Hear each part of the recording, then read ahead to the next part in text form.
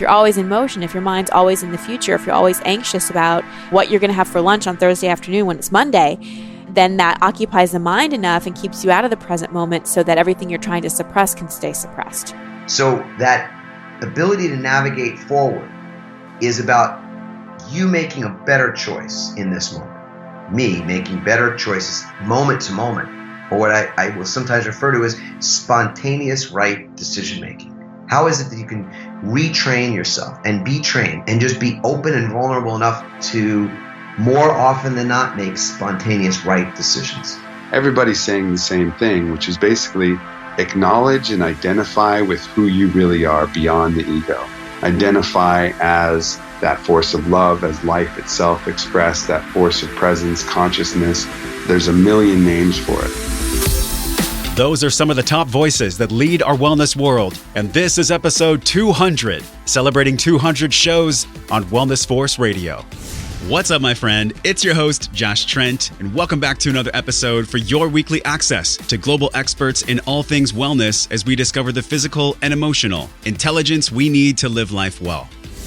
What's up, everybody? Welcome to the show. In this podcast, we hit the double century mark, episode 200. You have arrived. Damn, I cannot even tell you how excited I am for you to hear this upcoming podcast. Our Wellness Force team worked really hard on this one, scouring through the data of 200 shows.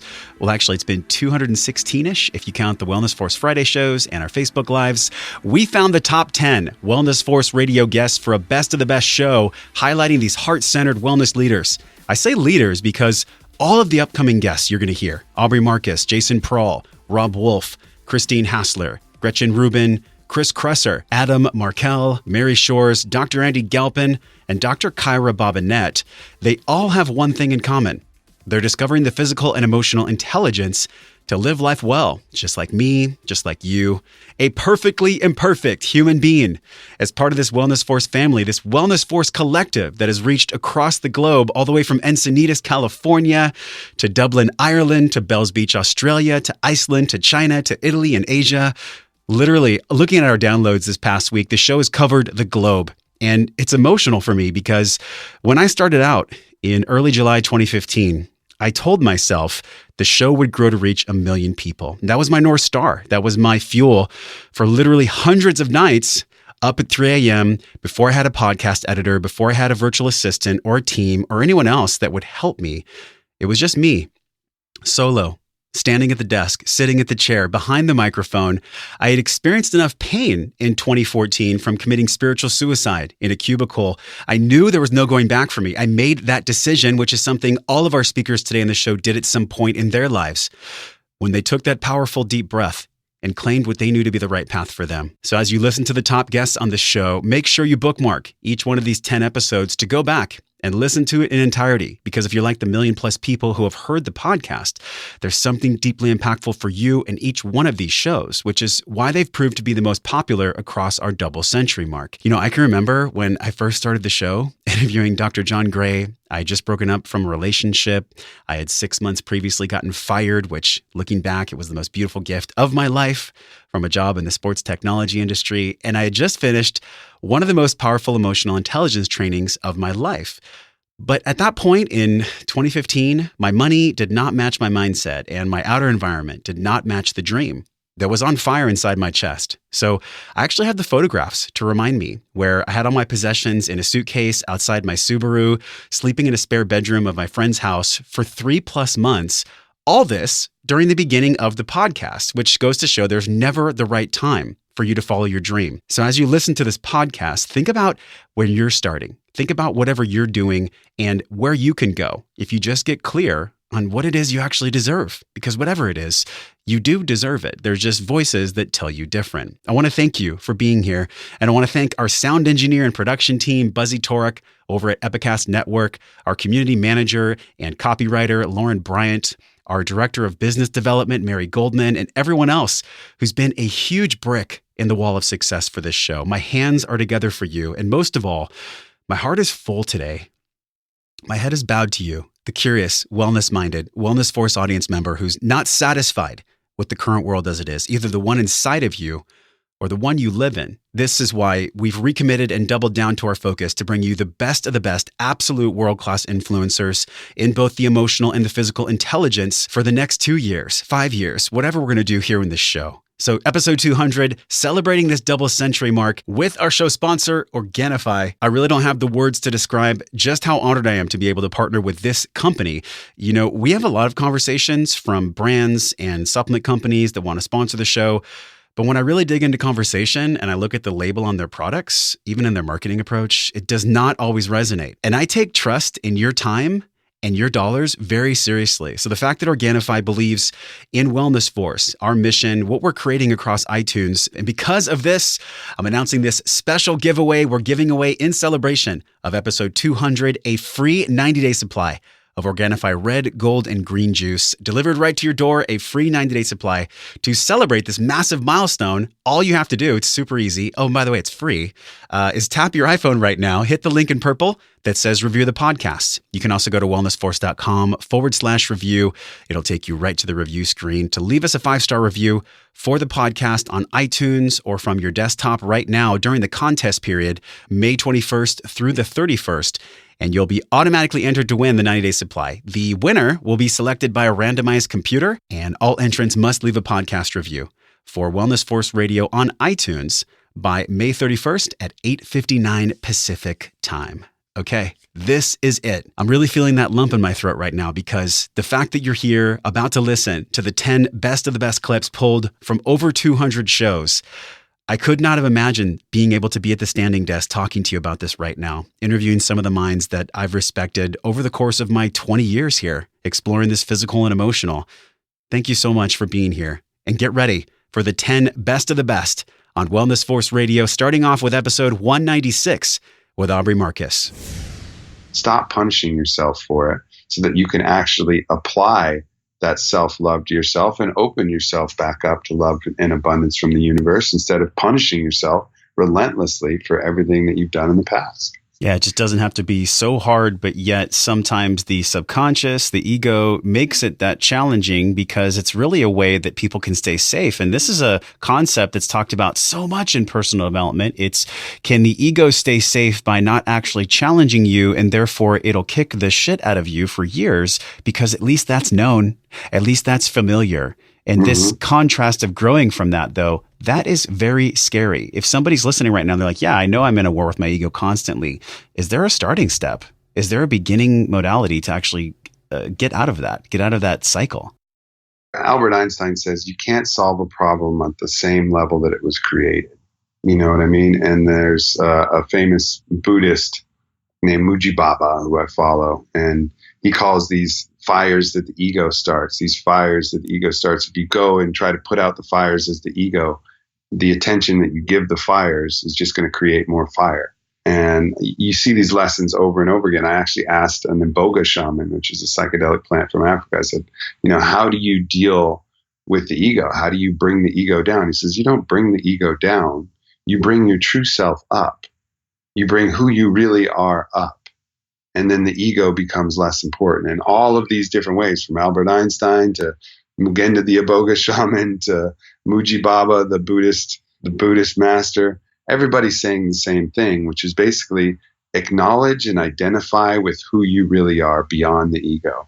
Identify as that force of love, as life itself expressed, that force of presence, consciousness. There's a million names for it. Identify as that and allow the ego to just be along for the ride instead of identifying as the ego and then putting your consciousness along for the unconscious ride that your ego is taking it on. And, there's a lot of practices for that, but you find your true self in the stillness. You find it when you quiet the mind. And how do you quiet the mind? You quiet the mind with meditation, with yoga, with ecstatic dance, with sensory deprivation, with plant medicines, with any variety of different ways, so that you can bring who you really are up, and that puts your ego much more in proportion and in balance with your life. And it's also not a fight anymore. Like, I've never heard someone explain it where you don't actually put the ego down. You bring your authentic, beautiful self up. I mean, I love that for so many reasons, because that's a different way of describing this fight versus can we actually love the ego? I mean, the ego has brought us this far. It's allowed you to create on it. It's allowed you to write this book. We can't diminish our ego, because if we do that, we lose our flavor of our soup. Like, we got to have some flavor in this life, man. Yeah, totally. Yeah, ego ultimately is a force it's a motivating force that ultimately moves love. It gives us an identity. It kind of allows us to assess things. It's a very useful tool. Yeah. But when it's entirely running the show, it's ultimately a fear and comparison-based organism. It only knows itself relative to other things. And so if you only know yourself relative to other things, you're constantly in competition, which means you're constantly in fear and you're constantly in scarcity. The real self knows itself because it is. I am here. Like one of my favorite guides, Paul Selig, I am here, I am here, I am here. That's our true name. That's who we really are. I am here. And then Aubrey is just the identity form, the ego form. But if we don't know that I am here is who we really are, and all we think we are is Aubrey, then we're only going to know Aubrey in comparison to what other people think about Aubrey or what Aubrey's doing or blah, blah, blah, and everything's going to be out of whack. So find our true name, which is I am here or I am, and then, you'll be able to navigate the ego a lot better. And I know this sounds somewhat esoteric, but truly it's the only way. First awareness of the ego, and then awareness of the self as I am, and then start building up that other part of the self. So I guess it's safe to say that Aubrey Marcus liked to go deep and live his life on the edge. And in our next clip, pulled from Jason Prahl, episode 192, filmmaker of the Human Longevity Project, we're talking about feeling out of alignment. Let's drop in with Jason and make sure to bookmark episode 192 for the full show. We're feeling out of alignment, right? And it's no question. And you're seeing it now in these things like digital detox retreats, right? And people are trying to find ways to go get back into a normal state, right? Yeah. I mean, we've gone so far off track, and I think technology in its extreme advancement in the last 15 years has really propelled us in that direction, right? It's squeezed us very tight. It's very bizarre, right? I mean, I remember being in Italy. I think I was in Rome a couple of years ago.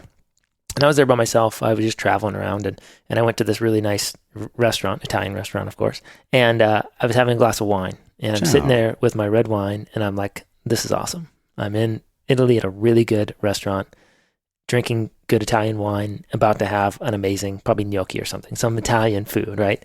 And I'm going, this is awesome. I grew up in a small town. I wasn't wealthy. This isn't what the normal person did where I'm from, right? Yeah. And so I was like, wow, I'm really lucky. This is cool. And so I'm sort of counting my blessings and sort of getting emotional with myself, right? And I look across, and there's 4 younger girls, and probably American, Canadian, hard to tell, but they were from a Western country, and they're probably there studying abroad. I'm guessing they look to be about 20, 21.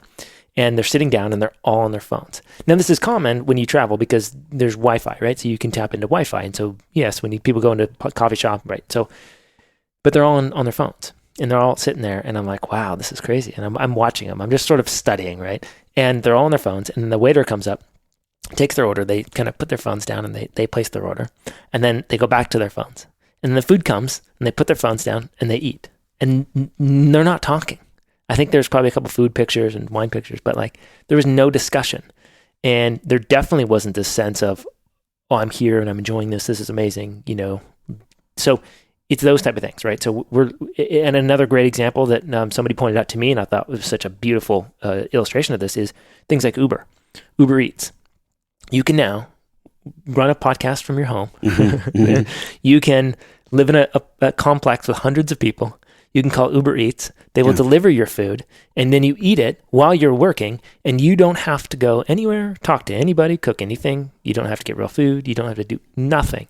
So what was once a big part of our lives, and this is what we saw in the places we traveled to, most of their day was either taking care of food, harvesting food, planting food, something that was based around food, because that's the sort of sustenance of life. And that took up the majority of the day. Yeah, absolutely. And this was also why they didn't overeat, because if you ate more than you needed, that means you just had to plant more, and you got to go find more, you got to do more. That's stupid. Why would I create more work for myself or my family if I don't need to eat more? So they had this sort of natural buffering of food intake, right? Yeah. So you start to see the rhythms, you start to see how off base. But now we have technology and we have to recognize sort of our addiction and the negative qualities that it's brought and also the potential that it can bring. So what if you had a technology that was able to connect local organic farmers? Maybe you were growing squashes out here, right? And let's say you had a technology that was able to sort of connect, there's a guy down the road, he's selling squashes and I can go buy one directly from him because I know he's got an organic garden. What if there was an app that was able to do that? Or what if there was a technology where everybody brought their own food together in this sort of courtyard and everybody got together. So there's no restaurant there, but we're sort of creating a quasi-restaurant because everybody's sort of coming together and mingling. Yeah. So I mean, these are possibilities, but if we don't understand where we want to go, then we're just going to be continue to lead more towards convenience, right? And this is what Uber Eats is. Fantastic, convenient technology. I use it frequently when I'm in a rush, but it's also the exact opposite of what it means to be in a parasympathetic state, pre-cephalic phase of digestion, creating salival flow, digestive enzymes and stomach acid and secretions and all these things happening while you're cooking and growing food and being in touch with the microbiota of the food and then consuming the whole food and all these things. Yeah. Right? So we're losing touch with all of that because of convenience. So I think we really have to be aware of this stuff. And it's not about longevity. It's not about living to 120 and that's the goal here. It speaks more to what we were talking about, which is there's this low level anxiety, this feeling of imbalance, this feeling that things aren't right and you can't put your finger on it. And we're searching and we're searching and we're searching. And sometimes all it's going to take is just to go out and go to the beach for a minute, go hang out with some friends. Yeah. Right? It's basic stuff. And these are the things that we're lacking. Man, I love Jason. He is such a good friend and an incredible filmmaker. You have to check out the Human Longevity Project. In the next clip, pulled from episode 103 with Robb Wolf titled Wired to Eat, we talk about the host of issues that all of us deal with when we stray away from a more ancestral and Paleolithic lens of eating, moving, and sleeping. Robb picked Wellness Force Radio in his top 5 podcasts during his book launch, along with Joe Rogan, posted him on his website. One of my friends, Ted Rice from Legendary Life, he was like, "Hey, Josh, did you know that Robb picked you in his top 5 for podcasts from Wired to Eat?" Which then I checked, and then seriously, I almost had a nervous breakdown of excitement. You're really going to love this episode. Robb goes deep. Make sure you pick 103 for your bookmark. Listen to the whole show. Let's drop in with Robb right now. And Wired to Eat, the title of your book, you're talking about turning off cravings and rewiring the appetite to, to let go of weight, but also to determine these foods that actually work for each individual person. And what was crazy about that story, Robb, in the video is that he actually ate a big fistful of fries and then he was able to eat more ice cream. How does that on a much smaller scale actually relate to how people show up in the way they have a relationship with food? Maybe they're at a dinner and they have that feeling like, oh, I just ate like 3,000 calories at some huge plate like Cheesecake Factory. I can probably have a piece of cake now. Is that same mechanism where they're like, yeah, I can put more calories in there? Exactly the same mechanism. And it is characterized within kind of dietetic sciences. It's called the dessert effect. You eat your main courses and you say, oh, I couldn't have another bite. Dessert tray comes out and lo and behold, you can have much more than a single bite. And what's happening is you're just really dramatically changing that palate experience so that it, bypasses the neuroregulation of appetite. It's different enough that the novelty factor that is a really key feature of our survival. We want to look for new experiences. Yes. It ends up working against us. Man. And if, this is one of the things that on the implementation side, I ask folks right out of the gate when they start going, towards changing their eating and lifestyle, you've got to clean out the house. And there's just no negotiating on this. We don't lay in bed at night dreaming about pork loin and broccoli. We dream about the sea salt and vinegar potato chips and the Little Debbie snack cakes and all the rest of that stuff. Yeah. And it's not to say you never have that stuff again, but we go out to eat to have it. Or if you really, really want to go get something, you get out of bed, drive to the 7-Eleven, eat it in your car. Yes. Don't bring any home. So there's at least a barrier there to it instead of it just being super easy and super accessible. And the flip side of that is that all of the foods that we do want people eating, proteins and vegetables and fruits and roots and tubers, we do want all that on hand. And we do want to make that easy, and we do want to make that accessible. So the direction that we want to drive success, we want to minimize the barriers between ourselves and that food. And the things that maybe are more cocaine-like and addictive, we want to put some barriers between us and that stuff. You talk about eat a whole unprocessed food diet, get out in the sun, move a lot, sleep like you're on vacation, and surround yourself with loving relationships, which that is like the ultimate. If I can live my life like that until I perish, do you think that sentence really encapsulates really the message and the energy behind Wired to Eat and just this way of ancestral living? Yeah. I mean, if we could have people watch that Man versus Food video and then just wrap up with that sentence. I'm going to link that in the show notes. Yeah. It's you don't need 400 pages. That's really all you need there. The whole thing is boiled down to that. There's a normal fed state that you talk about. It constitutes the normal optimal feeding state for, any given person. It might vary depending on genes, stress, sleep, exercise, and the type of food they eat. Can you talk to us about the normal fed state? Yeah, the normal fed state is a moving target to some degree. And, it's hard to perfectly match up if we're using this kind of calories in, calories out model. Because if are we really going to get, and some people do this and they can make it work. They approach eating more like an accounting problem, where if they have a low activity day, they dial their calories back. And if they have a high activity day, they ratchet their calories up. But what's interesting is if we eat foods that are generally a little bit more akin to what we would experience in the ancestral environment. If we have a low activity day, we're just less hungry. And if we have a super high activity day, we'll be more hungry and potentially more hungry for multiple days, such that we make that stuff up. And so over the course of weeks and months and years, we stay at kind of a balance point where our weight may go up a couple of pounds, it'll go down a couple of pounds, but it really doesn't change that dramatically. If we're eating foods, though, that tend to bypass the neuroregulation of appetite and really that go a step beyond this, if they start pushing us into this overfed state, this hyperinsulinemic state and this inflamed state, then what happens is that even though we are awash in excess calories, even though we're overweight, even though we've got potentially millions of calories stored on our body that we could live on for months, our brain can't sense that. It's become resistant to the existence of this state of overfed, and we feel hungry. And this becomes a feed forward mechanism that just keeps going and going, and ultimately drives us into these states of obesity, type 2 diabetes, and a host of other issues. In our next clip, pulled from episode 132 with Christine Hassler, titled Surviving the Expectation Hangover, we learned from Christine, where I got to sit with her live and in person, with waves crashing in the background and conversations about moving through emotional thresholds in the foreground. Make sure to bookmark this show. It was one of my all-time favorites, number 132 with Christine Hassler. Let's dig in.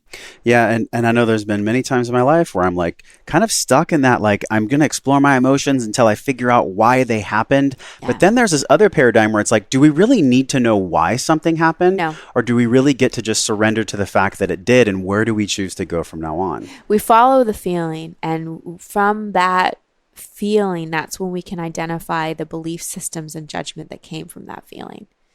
Because a lot of people will say your thoughts create your feelings. And often that is true. If I'm thinking of the future, I'm going to feel anxiety. Yeah. But feelings also create belief systems. So if my parents were fighting like crazy as a kid and I felt scared, then I'm going to create the belief I'm not safe. People yelling is scary. And then I'm going to avoid conflict, and I'm going to become a people pleaser, and I'm going to constantly be looking for people to make me safe. So our emotions, our response to something, especially as a young child, those emotions created belief systems. So when we start to explore our emotions and ride the wave of them through, then we start to unlock and uncover some of these belief systems that are creating a reality that we often don't want. Anxiety I've talked about a lot. I actually have focused so much on breathing in the past 3 years that I got something tattooed on my arm as a reminder for this, because breathing, even holotropic breathing or just any type of breathing, it can get someone out of the future and into the present. You talk about anxiety as being future-based thinking. Yes. And this is really the core behind fueling anxiety for most people. It's they're not living right now. Like here we are on your couch. We're just here having this conversation. Yeah. How important is it, and what does the training look like for people to get out of their head, get out of the future, and just be here, just be in the now? Well, I think a lot of it is to do the kind of work we're talking about, because what's hard about being in the now is if you're working to suppress feelings, you never want to be in the now. Because if you are in the now, then that in your unconscious and your body's going to be like, oh, he's finally sitting still. Maybe he'll feel this. Because suppressing feelings is similar to holding a beach ball underwater. Like you're holding it underwater, but it's still there. And eventually your hands are going to get slippery and it's going to hit you in the face. And so, but if you keep moving, if you're always in motion, if your mind's always in the future, if you're always anxious about, what you're going to have for lunch on Thursday afternoon when it's Monday, then that occupies the mind enough and keeps you out of the present moment so that everything you're trying to suppress can stay suppressed. So anxiety is yes, it's thoughts about the future, but it's also a feedback system for you of if you're consistently feeling anxious, what's underneath that? What are you scared of discovering? What are you scared of feeling? Like, why can't you sit still? So a big thing for me with people I work with and people that take my training programs is to learn how to be in acceptance of like whatever they're feeling. So the first step is really something I teach in acceptance meditation, of when you're just sitting and you're accepting whatever comes up and not judging it and just being like, I don't like this, but I'm not resisting it. Because it is the resistance of feeling that creates the anxiety. In the next segment, we learn from best-selling author Gretchen Rubin, episode 129, The 4 Tendencies. So what are you? Are you a questioner, upholder, an obliger like me, or are you a rebel? Learn why these tendencies actually show you the deeper aspects of self-awareness, how you can learn how to navigate with other people, the language and ways of being that allow you to be your best self. That's the hardest part, isn't it? Well, Gretchen's going to help us do that. Let's drop in and make sure you listen and bookmark to 129 for the full show. Sometimes these 4 tendencies, they can bleed into one another. Both your husband and your literary agent are questioners. Yep. You talk about in the book exploiting our tendency to our highest benefit. So what's the best for us as a questioner? How do we celebrate this aspect of being a questioner within ourselves? Well, being a questioner it's so valuable, and as you say, like some of the most important people in my life are questioners because they're good for everyone because they're the ones that keep everybody from wasting their time. They're the ones that are like, why are we doing it this way? Why are we doing this at all? This doesn't make any sense. Like somebody's asking us to do something that we don't have to do. And I have to say in my own life, because as an upholder, my instinct is to say yes when people ask me to do something. Sometimes I do things that I really don't need to do or that are a waste of my time and energy. And I've learned to say to my husband or to my agent, is this something that I should do? Do I need to do this? Because if they say yes, then I know that it's justified. And if they're like, no, why would you do that? I'm like, oh, that's right. They help me remember I don't have to say yes to everything. Especially in organizations, you want somebody who's like, well, why are we doing this? And by the way, this comes up a lot with children. So you have a questioner child who's like, well, why should I? Why should I learn about ancient Mesopotamia? Why should I memorize the multiplication tables? Why should I learn how to write cursive? And you should give that child a legitimate answer. It's not enough to say all 4th graders do this or because I say so or because you're going to get a bad grade if you don't do it. Because they just won't. Because they're like, this is dumb. Why should I do it? Give them a real answer. And here's the thing. If you don't have a good answer for why children should learn cursive, then why are they learning cursive? No this doubt. Is something This helps everyone to stay focused on why are we asking ourselves to do these things? Because it's very easy to just, and this is what questioners say. You get a bunch of questioners together. I guarantee you the first thing that they'll start saying is, why are people such lemmings? Why do people do all this dumb stuff they don't have to do? Like, I don't understand it. And they don't see, why do they just do blindly what others ask of them? They're very puzzled by it. This power of language comes up so much in the Wellness Force community on Facebook. And just in my life, Gretchen, I really pride myself on being articulate, on saying what I feel and delivering it to somebody so they can actually feel what I'm saying. And for a lot of these tendency types, the most powerful thing is language, how we speak to them, the words we choose to either motivate or inspire them. When we look at the questioner and then the obliger, what are the best types of language we can use to motivate and inspire them? Well, you're 100% correct. And this is the thing about the tendencies. It's not like you have to create like giant systems in place. A lot of times it's simple messaging. It's just using certain words or phrases or explaining certain things. So if you were going to talk to a questioner, you would always want to embed in an expectation why you would do this. You should run 2 miles a day. Why 2 miles? Why should I run? Why would I listen to you? You want to say something like, research really shows that when people run at least 2 miles a day, blah, blah, blah, blah, blah, blah, blah, blah, blah, blah, blah, blah. And then the questioner is probably going to say, what if instead of running, I decided to cycle 10 miles a day? And you're like, that could work too. Let's think about that. Let's customize it for you. For the obliger, it's like one of the things that can work for some obligers is thinking about the future self. I know you don't feel like getting up and exercising today, but like by the end of the day, when you've had more focus, you've had a better mood, when your blood sugar is down, when you're going to sleep more soundly, you're going to be so glad that yourself right now went for that run. Your future self is going to thank you. Or you might have a different kind of accountability. You need to be healthy for your family. Like if you are sluggish or you have bad, or you get diabetes or whatever, that's not going to be good for them. You have a duty to your family. Or you could say, I'm going to be a role model for other people. I'm going to show people what it looks like. I'm going to keep a commitment to myself and I'm going to model good behavior. Or I'm going to join a running group or I'm going to have an accountability group. There's a million things that you could do. But if you're dealing with a questioner, you want to hit certain, you want to push certain buttons. And if you're dealing with an obliger, you want to hit other buttons. And it could just be as simple as like a couple things that you say in conversation that could have dramatically different results. I think my favorite upholder in the entire world is Yoda because he mentioned there is no try. You only do or do not.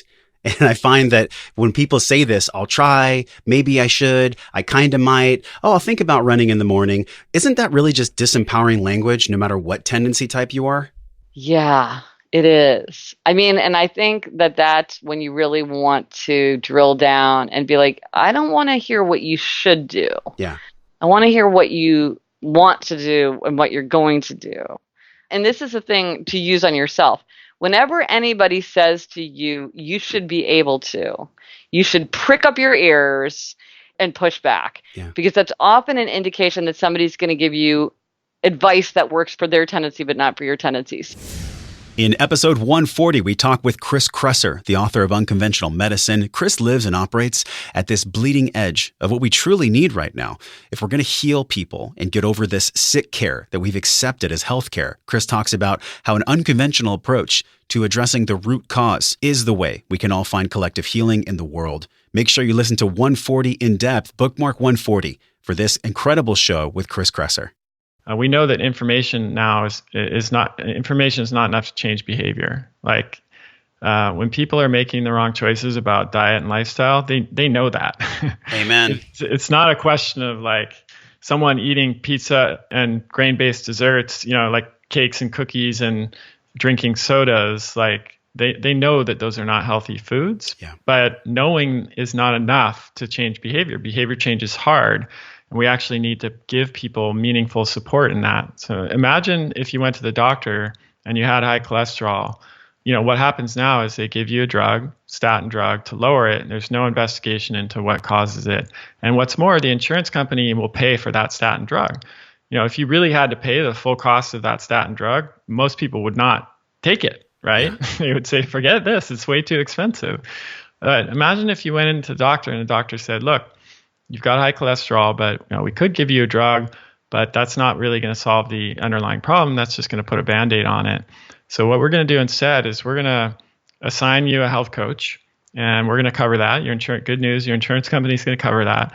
And they are going to come to your house and do a pantry clean out. They're going to take you shopping, show you what kind of foods to buy. They're going to give you a meal plan and some recipes. And also we're going to hook you up with a gym membership. And good news, your insurance pays for that as well. And we're going to set you up with a trainer at the gym to get you started so you know what you're doing there. You're going to have a check-in with your health coach every week. You're also going to have a check-in with our nurse practitioner who can take some labs and help make sure that you're getting the changes that we want you to get. And within 6 months, your cholesterol is going to be normal. But not only that, you're going to feel a million times better. You're going to feel more energetic and positive and confident, and you're going to be empowered to take control of your own health instead of just being a passive recipient of a drug that doesn't do any of that. And we're going to cover all that. And you know what? That would actually be cheaper in the long run than just giving the patient a statin, because you're going to prevent cardiovascular disease and something, like type 2 diabetes. And those diseases cost thousands of dollars to the healthcare system to treat. This is such a powerful point. I want to pause you here so people can really take this in. We look at medicine and pharma, the subsidization that you talked about, where it's perceived as cheap. You know what's interesting, Chris? It's the same thing with the food system. Big food and fast food. We think that a 99-cent hamburger is cheap. We don't realize how many subsidies came in on the production line to make that hamburger 99 cents. And it's the same way that people have their mindset around insurance. You're actually saying that if we fix it up front, it's cheaper than if we wait till somebody has that chronic disease. Yeah. I'll give you a very real world example of this. It costs $14,000 a year to treat one patient with type 2 diabetes. And so let's imagine a patient gets diagnosed at age 40 and they live to age 85, which is possible. We have this amazing technology that keep people alive for a long time. Yeah. So they live 45 years, $14,000 a year. That's $630,000 over the lifetime of that one patient to treat that one disease. But they're not going to have just one disease, because type 2 diabetes has all kinds of complications and comorbidities. So as they get older, they'll probably get cardiovascular disease. They'll develop, tissue damage and neuropathy and things like that have to be treated. And eventually they'll become disabled and they won't be able to work. So you have indirect costs related to lost wages and productivity. So we could easily assume that would be $1 million cost to the healthcare system for just that one patient. Now, if that patient comes to me with prediabetes and even early stage type 2 diabetes, I am 99% confident that I will be able to reverse that completely with diet, lifestyle, behavior change, and maybe some functional medicine. And I can do that for far less than $10,000, but let's just be super conservative and say it's $10,000. So we just saved the healthcare system more than $900,000 for that one patient for that lifetime. Wow. And that's not an exaggeration. Those are real costs. They're not costs that are coming out of the patient's pocket directly, but they're costs that we are incurring as a society. There's no free lunch. Yes. We're paying those in the form of insurance premiums. We're paying them in the form of our taxes. We're paying them in the form of a growing financial burden and debt that's predicted that the U.S. will be bankrupted by healthcare expenditures if we don't get a handle on them by 2035. That's all within most people's lifetime who are listening to this show. Mr. Adam Markel, he's talking about the evidence, something that we all get to do on a daily basis. How do we collect the evidence that we're loved, that we're supported, and that we're on purpose? Do with it what you wish, but the evidence you collect and what Adam talks about in this incredible show, number 156, titled The Art and Science of Self-Reinvention. What do you do when you first wake up in the morning, and how do you narrate your life as you go about your day? Make sure you bookmark episode 156 with Adam Markel for the full show. The evidence is always out there, yet I think where many people struggle, we talk about the emotional intelligence, how this intersects with the physical, is someone gets up and you explain they're waking up, but they're waking up with, if they don't allow it to, close all the old stories, all the old fights, all the old relationships, all the old baggage, right? So there's this duality, I feel like at every second, Adam, of there's joy, there's hurt, there's peace, there's danger. Like this duality exists in every single second. How does one become aware of the duality and then lean and grow into these 7 steps of relationships, starting with that love for ourselves? I think it begins with awareness. Everything does. You get a choice. This is the difference between, we're sentient beings. We get to have free will. We're not robots. I know we're moving toward robotics and everything, but we are not robots. We get to choose. And so the quality of our life is equal to the quality of the decisions we make. The quality of our life is equal to the quality of the choices we make. And we get to choose every second of the day. And this is one of the hardest things for people, is that they've made so many choices in their life, and so many of those choices have been the ones that have led to challenge, to pain, to suffering, to being broke, to being, to having inconsistency in so many areas of their life, their business or their money or what have you. And they may not yet realize that in this moment, in the present moment, they get to make a new choice. And their life going forward, that's the only thing we're engineering, is our life in the forward direction. Yeah. We cannot engineer our life in the reverse. It's like trying to drive your car looking in the rearview mirror. You can't do that and go forward unless you want to hit something. So that ability to navigate forward is about you making a better choice in this moment. Me making better choices moment to moment, or what I will sometimes refer to as spontaneous right decision making. How is it that you can retrain yourself and be trained and just be open and vulnerable enough to the learning, to new awareness, to more often than not make spontaneous right decisions? Oh, this is so good, Adam. And I think about the work of Joe Dispenza when he said in print multiple times, by age 35, if we're not conscious, if we're not doing the inner work, by age 35, the neural pathways are set. What do you think about that as a true statement and the route to change from that? I mean, at 35, I kind of felt like my brainwaves were set. Yet, if I look at my past 2 years of my life, I've grown so much.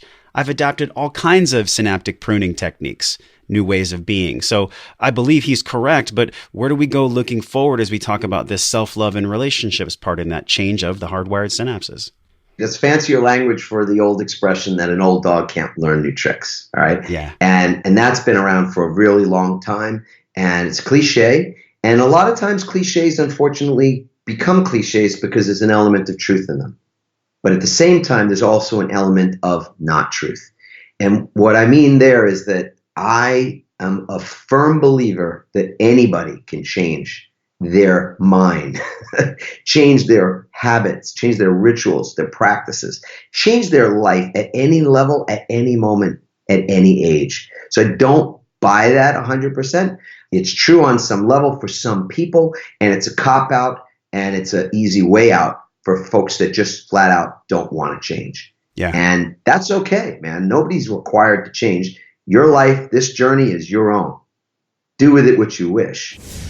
So many of us struggle with the knowing and the doing. It's the doing that's actually the hardest part. You know what to do. You just can't figure out why. You won't allow yourself to do it? In episode 183, Dr. Kyra Bobbinet stops by the show to explore her book in depth, Living a Well-Designed Life, 10 Lessons in Brain Science. This was fascinating. We talked about the relationship of the amygdala to the habenula, this record keeper for failure. And in this clip, we're exploring self-image, how you can change that narrative so you can step through any threshold that comes your way. Make sure you bookmark episode 183 with Dr. Kyra Bobbinet for the full show. Your self-image is the filter of everything you do and don't do. We just don't always know in the moment which self-image is governing. So is it the self-image of myself as an aspiring healthy person? Is it the self-image of myself as an overweight kid? Those kinds of things are constantly negotiating, and the strength in the moment of one versus the other is this kind of stability, instability of motivation. And so, in my case, I do a lot of research on weight and eating and health and those kinds of things. And one of the more recent findings in the literature is a study where they had people in an MRI machine, which scans your brain, and they had them make food choices within this context. And the people who were overweight or obese inevitably chose things based on taste. That's a very immediate gratification motivation. Yeah. But people who were normal weight or were lean always thought about the health benefits of the thing they were eating. And so just shifting what you focus on in that moment and which self-image you're coming from dictates what ultimately is going to happen. These choices, it goes up and down. There is peaks and valleys, and there's a chapter on relapsing that I thought was just incredibly fascinating. Mm-hmm. And there's a quote here from Lawrence Gonzalez to lead off one of your chapters. In nature, adaptation is important. The plan is not. Can you tell us about that? I think the biggest mistake in behavior change right now is that we don't acknowledge relapse as a actual phase of change. We resist it, we ignore it, we judge it. I feel like we should embrace it. It's not a matter of if you'll relapse, it's a matter of when. Why are we, working against nature? Why are we denying that this is going to inevitably happen? And then, big surprise, it happened. And then I feel like a piece of shit, Yep. So in order to save people from that unnecessary suffering, I feel like we need to say, okay, plan for relapse, and watch it happen, watch it evolve. For example, I do a cleanse every month with my husband. And, we started out with the clean program, which is a 21-day, very strict with smoothies, the whole bit, very restrictive list of foods that you can't eat. It's supposed to be helpful for inflammatory response. And, I did it very rigorously for the first couple months. And then I started to rebel. Then I started to say, I don't like smoothies. I'm not a smoothie drinker, self-image, and I adapted and I iterated it. And now where I'm at is I make a giant thing of wild rice chicken soup at the beginning of my cleanse. And I kind of eat off of that for days at a time. And I have a couple other sort of safe foods, but I couldn't do the smoothies. And normally in my past self, before I knew about design, before I knew about iteration, and before I knew about relapse, I would have just given up. I would have said, I can't do this. This isn't for me. I can't cleanse. And I probably would have told all my friends, I can't cleanse. I'm not a cleanser.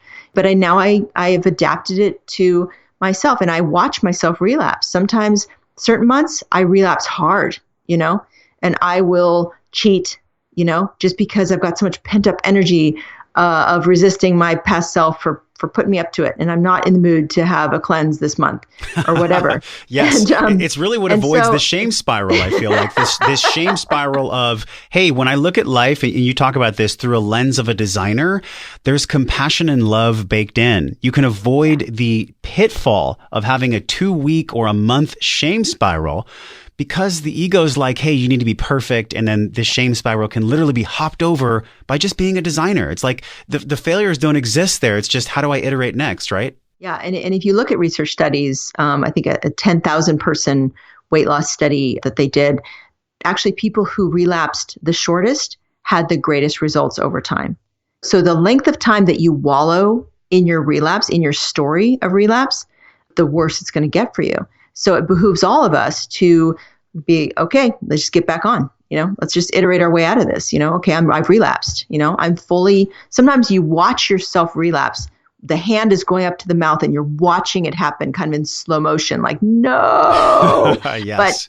But we have to just, again, apply compassion liberally and just try again. Like as soon as possible, just try anything as soon as possible to see what you can do to get yourself to do that thing again. What does the Bronx Tale and conscious communications and the power of language all have in common? This episode, number 191, Mary Shores, Conscious Communications, Harnessing the Power of Your Word. We're talking with Mary, a best-selling Hay House author, about decluttering the mind and why all roads, no matter what steps you take, eventually lead to self-awareness and self-love. Bookmark episode 191 for the full podcast with Mary Shores. It's the decluttering of the mind and also incessant inboxes and all these things that distract us. How important then is it to really get clear? We do this inventory, we cleanse and clog, but how do we actually do that? Like, how do we get clear on these 4? Well, for me, it was based on goals. So, as you know, in law of attraction, they'll say it's a lot about what you're focused on, a lot about how you feel. So I am really big into what I call end result thinking, which is basically like, I just know what I want my outcome to be. That was my big thing I learned from Tony Robbins in 2005 is always know your outcome. So if I want my outcome to be write a book, then I say, well, what do I need to do in order to write this book? What needs to be true for me to reach that goal? And I come up with a few things, and then I focus on doing those things and doing them to the best of my ability. This devotion that you have to word, I mean, you study words, you speak with powerful words. How do you find the balance in this when people push against you? In other words, have you been kind of reached out and assaulted for the work that you've been doing? How do you deal with the hatred that might come your way when really you're just coming from a place of using love through word? Well, so that's really interesting because Well, I told you I own a debt collection company, and the mission of my company is that I want people to feel good about paying their debts, because having a debt is a psychological burden that gets in between people and living the life that they want. Yeah. So very similar to all of these other concepts, right? So I created a strategy that was always based on making them feel good about the fact that they wanted to pay instead of feeling shame for having a debt in the first place. And my mission soon became, I want to change the entire industry. Like, I don't want to just do this way at my company, but I want to change the entire industry. And when I first started approaching the other debt collection companies and the organizations like the American Collectors Association and stuff, they were really very not wanting to hear this. Like, they wanted me to go away. But why? Because they don't do it that way. There's a negative stigma in debt collections for a reason, and it's because their weapon of choice really became words where they would use intimidation, shame, and anxiety to and fear, to get people to pay their debts.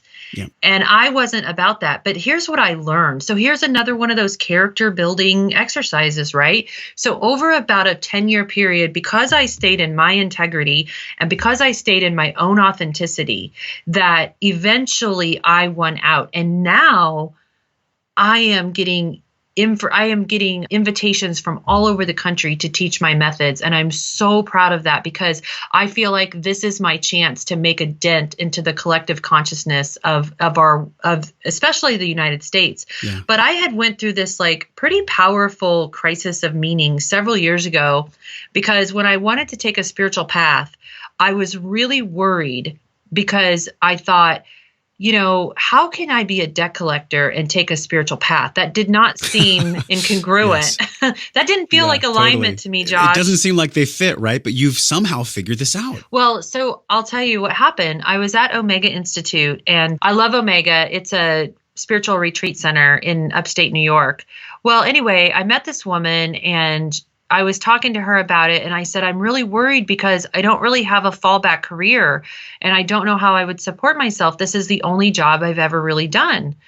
And I was telling her about my mission, and she goes, don't you see? She said, you are living a spiritual path, because this is the work you came here to do. And all of a sudden it clicked in my head. And there's that passage from the Lost Gospels of Thomas from the Dead Sea Scrolls that says, when you bring forth what is within you will save you. And when you do not bring forth what is within you, what you do not bring forth will destroy you.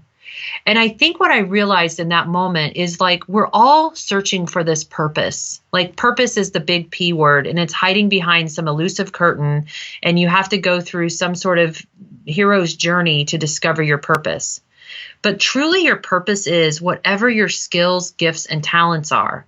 And all I needed to do to be on my spiritual path was to allow those gifts to come out into the world. You use the word allow, which before, to people that maybe hadn't heard you speak with eloquence and power, might have said, what do you mean allow? But I think we all get it now. I think we understand.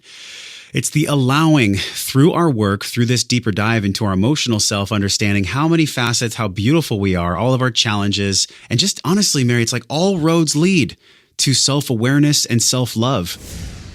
In our last segment, we're learning from Dr. Andy Galpin, episode 182, Fitness, Performance, and Consciousness. What do these three things have in common? And a bigger question is, how do we use technology, whether it's fitness or wellness, trackers, rings, Fitbits, Aura, anything at all? How do we use that as a facilitator of positive and sustainable behavior change and not a crutch that we tend to lean on, which actually takes our power away from us? This new motivation in our age of digital, in a more connected world than we've ever lived before. Dr. Galpin talks about navigating this space where we can use fitness technology as a tool for cueing, learning, and sensing instead of as a taskmaster that stresses us out. Make sure you listen to the full podcast, episode 182, with Dr. Andy Galpin.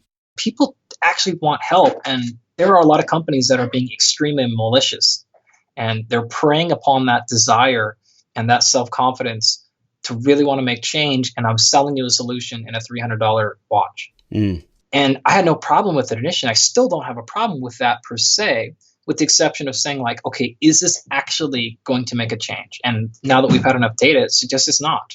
Yeah.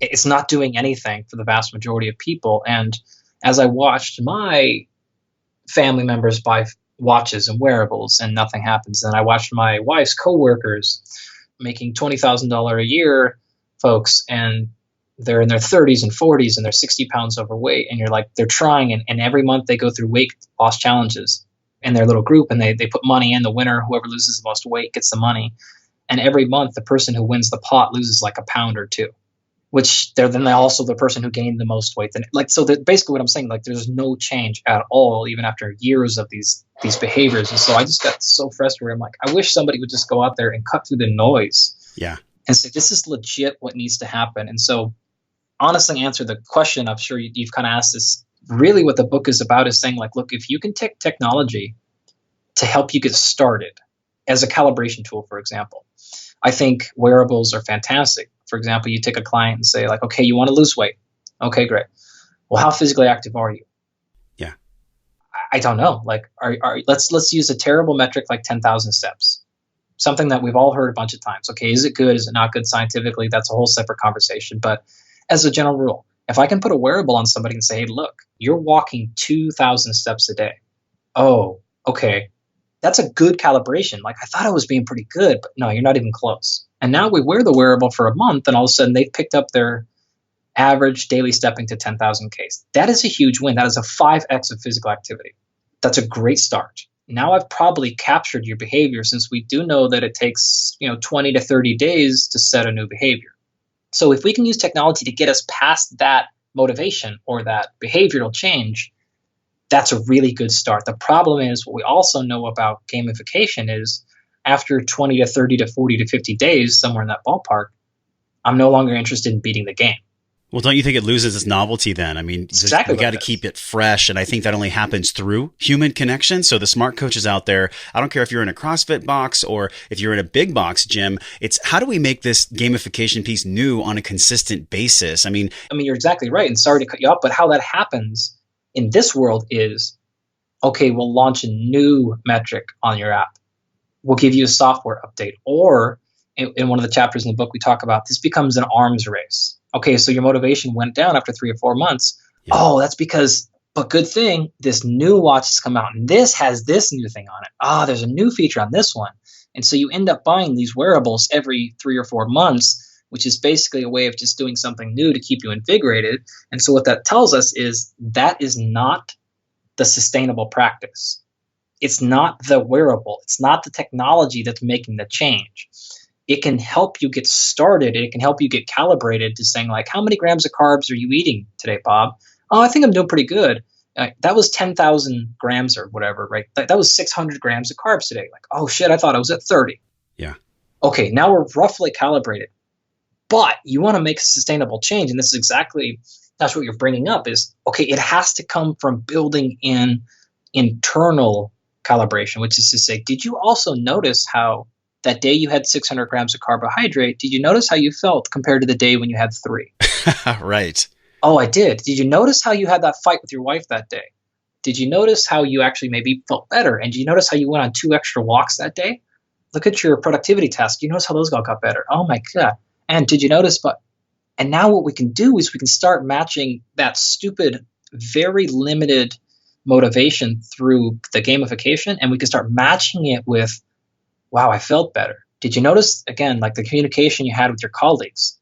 Yeah, we had a great day. Like everyone was super happy. And this is sustainable. This is going like, so you realize now when I tell you to eat less carbs or eat more carbs, or it doesn't matter what your stance on carbs are. But did you notice how that wasn't just about you losing weight or beating the app? Yeah. Did you realize how it made you feel? Did you realize the relationship changes you had? Did you realize all these other things that you slept better that night because you were relieved and you were happy? Oh my God. That is the sustainable shit. Like that is what's going to help people actually change over a year or 2 years or 3 years and not have to be like, okay, I'm going to go on another crash diet or I'm going to buy a new thing because that's all looking for that new motivation. Hey, my friend, thank you for hanging out and growing with me on today's show. Remember to hit subscribe, share this podcast with somebody you care about that you think gets to hear this message. Support the show by leaving a 5-star review for the podcast right now, simply by tapping on your show artwork on your iPhone. Click that purple link that says review this podcast. It helps the show reach more conscious and smart people like you, and your voice will attract more world-class guests that want to come on the show. So let them hear your voice. For all the downloads, videos, links, and free resources mentioned on the episode, go to wellnessforce.com/radio.